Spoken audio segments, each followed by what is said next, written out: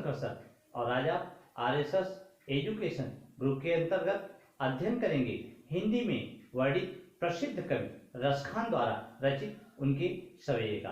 तो आइए रसखान की सवेये का अध्ययन करने से पहले आप हमारे चैनल को सब्सक्राइब और लाइक अवश्य कर दें, जिससे हमारी सभी वीडियो आपको आसानी से प्राप्त हो सके। तो देखिए, रसखान के सवेये की अगर बात करते हैं तो अध्ययन करने से पूर्व आप यह जान लीजिए कि यह कॉमन चैप्टर है। यह सीबीएसई बोर्ड और यूपी बोर्ड दोनों में ये कॉमन चैप्टर है। तो आइए प्रारंभ करते हैं रसखान के सवेये से। मानुष हो तो वही रस खानी बसो ब्रज गोकुल गांव के ग्वारन। मानुष हो तो वही रस खानी बसो ब्रज गोकुल गांव के ग्वारन। जो पशु हो तो कहाँ बस मेरो चरो नित नंद की धेनु मझारन। पाहन हो तो वही गिरि को जो धरो हरि छत्र पुरंदर धारन। पाहन हो तो वही गिरि को जो कियो हरि छत्र पुरंदर धारन। जो खग हो तो बसेरो करो मिली कालिंदी कूल कदम्ब की डारन। जो खग हो तो बसेरो करो मिली कालिंदी कूल कदम्ब की डारन। तो इस प्रकार से रसखान के पहले सवेये में अगर आप देखेंगे तो रसखान ने बहुत सुंदर भक्ति का यहाँ उदाहरण प्रस्तुत किया है। रसखान जी कहते हैं भगवान श्री कृष्ण को अपना आराध्य मानते हैं, अपना प्रभु मानते हुए रसखान जी कहते हैं मानुष। मानुष का अर्थ होता है मनुष्य से। देखिए, ये ब्रज भाषा का शब्द है। मानुष अर्थात मनुष्य। हाँ, होता हूं तो वही रसखान जी कहते हैं कि हे प्रभु, अगर मेरा जन्म मनुष्य रूप में कभी होता है तो मैं वही का मनुष्य बसो जहां बसते हैं ब्रज गोकुल। ब्रज और गोकुल गांव के ग्वारन, गांव के ग्वाल वाले जहां निवास करते हैं अर्थात बसते हैं, मैं वहीं पे मनुष्य के रूप में जन्म लूं। ऐसा रसखान जी कहते हैं। अगली पंक्ति में जो पशु हूं, रसखान जी कहते हैं जो अर्थात अगर, यदि मैं पशु होता हूं तो कहाँ बसु मेरो। बस मारे मेरे बस में नहीं है तो कहाँ बस मेरो। अगर मैं पशु के रूप में जन्म लेता हूं तो यह मेरे बस में नहीं है, अर्थात मेरे बस की बात नहीं है।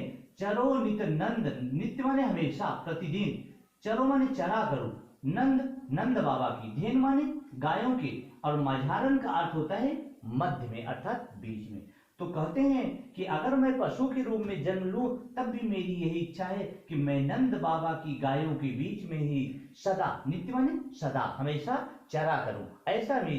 ऐसी मेरी इच्छा है, ऐसी मेरी कामना है, रसखान जी कहते हैं। अगली पंक्तियों में कहते हैं पाहन हो तो वही गिरि को। अगर पाहन माने क्या होता है? पाहन माने पत्थर होता है। अगर मैं पत्थर होता हूं, पत्थर के रूप में मेरा जन्म हो तो वही गिरि को, गिरि माने पर्वत, उसी पर्वत का पत्थर बनूं जो कियो, जिसे धारण किया था हरि छत्र, भगवान हरि ने, छत्र माने छाते के समान, भगवान श्री कृष्ण ने, तो श्री कृष्ण का नहीं, पुरंदर इंद्र के वचने से श्री कृष्ण को करें, जिसे धारण किया था भगवान श्री कृष्ण ने, पुरंदर अर्थात इंद्र की धारण कर लिया था, इंद्र की प्रहार से बचाने के लिए गोकुल और ब्रज के लोगों को, जिसे श्री कृष्ण ने अपनी उंगली पर छत्र के समान, इस उंगली पर छत्र के समान धारण कर लिया था। अगर मैं पत्थर बनूं तो उसी पर्वत का पत्थर बनूं, ऐसा रसखान जी कहते हैं। और अंतिम पंक्तियों में कहते हैं जो खग हो तो बसेरो करो। खग माने पक्षी। अगर मैं पक्षी के रूप में कभी जन्म लेता हूं तो मेरी यही कामना है, यही इच्छा है, बसेरो माने वास करूं, रहा करूं, निवास करूं, मिल जहां मिलती हैं, कालिंदी माने यमुना नदी, कूल माने किनारा, तट, कदम्ब की डाल, जहां यमुना नदी के किनारे कदम्ब की डाल है उसी डाल पर मैं निवास करूं, ऐसा रसखान जी कहते हैं। तो इन पंक्तियों में अगर आप ध्यान देंगे तो पहली पंक्ति में कहता है कि मनुष्य के रूप में अगर जन्म होता है तब भी मैं वहीं जहां ब्रज और गोकुल के गांव के ग्वाल वाले रहते हैं वहां मेरा जन्म हो। अगर पशु के रूप में मेरा जन्म होता है तो मैं नंद बाबा की गायों के बीच में ही चरा करूं, ऐसी मेरी इच्छा है, कामना, ऐसा रसखान जी कहते हैं। और कहते हैं अगर मैं पत्थर के रूप में जन्म लूं तो उसी पर्वत का पत्थर बनूं जिसे भगवान श्री कृष्ण ने इंद्र की कोप से बचाने के लिए, क्रोध से बचाने के लिए जिसे अपनी उंगली पर धारण कर लिया था। और अंत में कहते हैं, और अगर मैं पक्षी के रूप में जन्म लूं तो वही जन्म लूं जहां यमुना नदी आकर मिलती है, उनके किनारे पर कदम वृक्ष की डाल पर ही मैं जन्म लेकर निवास करूं, ऐसा कवि कहते हैं। अब चलिए बात करते हैं रसखान द्वारा रचित दूसरे सवैये का। कहते हैं दूसरे सवैये में, किया लकुटी अरु कामरिया पर राज त्यूं पुर को तजीदारो, या लकुटी अरु कामरिया पर राज त्यूं पुर को तजीदारो, आठहूं सिद्धि नवौ निधि के सुख, नंद की गाय चराई बिसारो, आठहूं सिद्धि नवौ निधि के सुख, नंद की गाय चराई बिसारो, रस खान कभूं इन आखिन सो, ब्रज के बन बाग तड़ाग निहारो, कोटिक एकल द्योत के धाम, करील के कुंजन ऊपर वारो, कोटिक एकल द्योत के धाम, करील के कुंजन ऊपर वारो, या लकुटी। देखिए बड़े अच्छे सवैये के द्वारा रसखान ने अपने इन पदों को व्यक्त किया है। रसखान जी कहते हैं कि या लकुटी, लकुटी माने क्या होता है? देखिए लकुटी का अर्थ है लकड़ी से, वो लकड़ी से जिसे श्री कृष्ण लेकर गायों को चराने जाते थे। तो या माने इस, रसखान जी कहते हैं कि इस लकड़ी, और माने और कामरिया का अर्थ है कंबल। कामरिया का अर्थ क्या है? कामरिया का अर्थ है कंबल से। तो श्री कृष्ण कहते हैं कि श्री कृष्ण के प्रति रसखान जी व्यक्त करते हुए कहते हैं कि श्री कृष्ण की, भगवान की अगर मुझे लकड़ी, वो लाठी मिल जाए, और अगर मुझे वो कंबल मिल जाए, कामरिया अर्थात कंबल मिल जाए, तो राज तिहुपुर को तज डालू, तो उसे प्राप्त करके मैं तीनों लोगों के राज्य को, तिहु माने तीनों, ठीक है, और पुर माने क्या होता है? पुर माने होता है नगर। तो कहते हैं कि मैं तीनों लोगों के राज्य को क्या कर दूंगा? तज माने त्याग दूंगा, डालो माने समाप्त कर दूंगा, तो त्याग दूंगा, छोड़ दूंगा, समाप्त कर दूंगा। आठों सिद्धि, देखिए अरिमा, महिमा, गरिमा, ये इस प्रकार से सिद्धियां होती हैं। तो कहते हैं आठों सिद्ध, 8 प्रकार की जो संसार में सिद्धियां होती हैं, उनका भी मैं क्या करूंगा? परित्याग कर दूंगा। नवोनिधि, जो नील, पद्म, शंख, कच्छप, यह नहीं, ये सारे जो खजाने होते हैं, निधियां, निधि माने खजाना, तो जो सारे खजाने होते हैं, इन खजानों का भी मैं परित्याग कर दूंगा अगर मुझे ऐसा सानिध्य प्राप्त हो।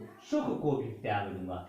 नंद की गाय चराए बिचारूं, कहते हैं कि अगर मुझे लकड़ी और कंबल भी जाए तो मैं समस्त तीनों लोगों के राज्य को त्याग दूंगा, और अगर मुझे नंद की गाय, नंद बाबा की गाय चराए बिचारो, चराने का मौका मिलता है, तो 8 सिद्धि और 9 निधि को, सुख को भी चराकर, उस गायों को चराकर उसे भूल जाऊंगा। अर्थात मेरे लिए वो गायों का सुख अधिक होगा, न कि संसार के ये खजाने और ये सिद्धियां होंगी। फिर आगे कहते हैं रसखान कभों इन आँखिन सो। रसखान जी कहते हैं कि हे प्रभु, हे मेरे आराध्य भगवान श्री कृष्ण, यदि मुझे अपनी इन आंखों से कभी, रसखान कभों, कभों माने कभी, इन माने इन, आंखों से ब्रज की, उस ब्रज भूमि के वन, बाग और तालाब, निहारों माने देखने को मिलते हैं। अगर मुझे कभी अपनी आंखों से उस ब्रज भूमि की वन, बाग और तालाब देखने के लिए अगर मुझे मिल जाते हैं, कहीं मुझे ऐसा अवसर मिल जाता है, तो कोटि माने करोड़ों,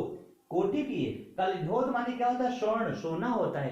तो करोड़ों ऐसे सोने के धाम माने महलों को, करील की, उन कड़वे वृक्षों को, उन लताओं के, उन कुंजों के वृक्षों के ऊपर, उन छायों के ऊपर वारो माने निछावर कर दूंगा, अर्थात मैं त्याग दूंगा। ऐसा रसखान जी अपने इस सवैये के माध्यम से व्यक्त करते हैं। तो आप देख सकते हैं रसखान ने पहली पंक्तियों में अगर देखेंगे तो उस लकड़ी और कंबल पर तीनों लोगों के राज्य को त्यागने की बात कही है, और आठों सिद्धि और नौ निज के सुख को नंद की गाय चराकर भूलने की बात कही है।